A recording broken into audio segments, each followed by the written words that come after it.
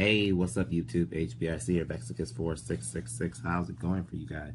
WCQ North America Chicago is now over, and I played not this deck, but I wanted to deck profile this deck before the event, but I didn't get the time to. But this is a fun deck. This is not a serious deck. I know you guys are liking fun decks on the channel, and this is another fun deck brought to you by Yu-Gi-Oh! Mint. Link in the description below. Go check them out.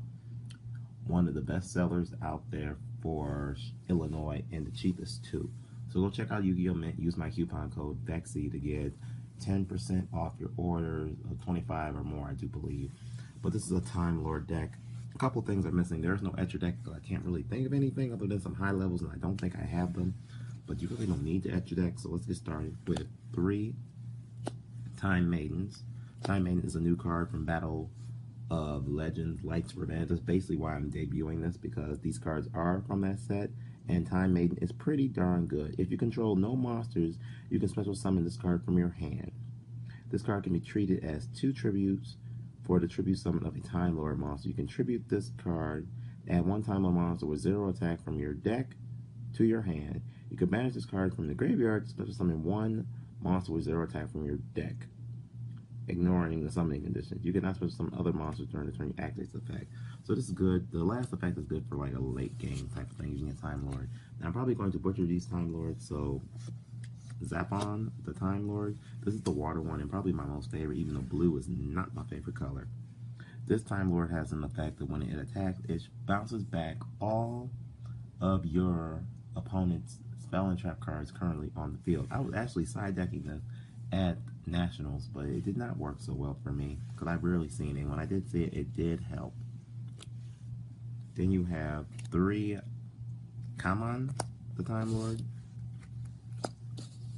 This one pretty much has a different effect. It says shuffle 1 card your opponent controls into the deck, and if you do, inflict 500 points of damage to your opponent. Neither player can activate cards or effects in response to this effect's activation. So that's good. They can't strike you or anything like that. And then we have 3 Lazan. Like I said, I think I'm saying these right. 3 Lazan. This one, I like this one a lot. Of course, you know when it battles, but it says once per turn, if your opponent draws a card, you inflict 1,000 points of damage to your opponent. So this is good for little burn damage. I wish it was like every card they draw, but drawing 1 card is good. And I'm only playing 2 of this one. Sasion, the Time Lord. Basically, when it attacks or whatever, if your life points are low, it puts your life points back to 4,000, which is okay. And then I'm only playing 1 Meteon because I only have 1 for right now. So when I update this deck, I will get more like the WCQ. They didn't have a lot. They were all sold out, and nobody wasn't even side decking this card. You know, when this card battles or whatever after the battle phase, it returns all monsters on both players' side besides this card back to the hand, and they take 300 for each one. But this is the little twist to the deck, if you didn't already know from the title. I'm playing 3 Supreme King Dragon Dark Worms.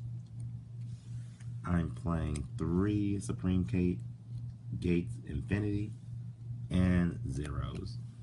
But the best thing about the engine is because they do not say, the Time Lords do not say you cannot special summon from the hand. And with the scales of 0 to 13, you can special summon and do combos like this. Summon Meteon, summon Zappa, summon Blazon, and then summon, like, come on, have all these out. Okay, this is what is like really good about this. Okay, picture it like this before I get more into deck profile. Let Kalan attack, bounce 1 card back, they take 500. Let this attack for nothing because they don't have no other effects, but you don't have to, even let it stay on the field. Well, actually, no. At the end of the battle phase, this card battle shuffle all. Oh yeah, this is also the graveyard one too. So you can also attack if you want to return anything they have to the graveyard back to their deck, like True Dragos. I don't think you want to really do that, but yeah, you could. And this one bounces back all spells and traps, so that's also good. Basically punishing your opponent and making them go back up. And then finish your turn off by using Meteon's effect to bounce these 3 back to your hand and let this one stay out, and they take 12, no 9. So that's like good.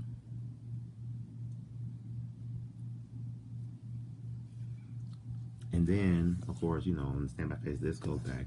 Then you just pendulum summon 3 again, or as many as you want. Also, you can exceed summon, but I need to find all the ranks that I would play. For hand traps, 2 Ghost Ogres, 2 Ash, Maxi, and then you have for spells 1-for-1, Raigeki, Double Dark Hole, 2 Cosmic Cyclones, Twin Twister, and then 3 Dimensional Barriers. So this is my fun little Time Lord deck. Tell me what you guys think in the comments below, and I will see you guys later. As always, go check out YugiOhMint.com, and I'll see you guys next video. Catch me if you can.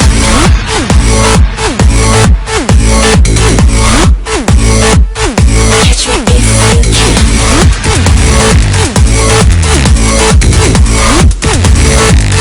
Catch me if you can.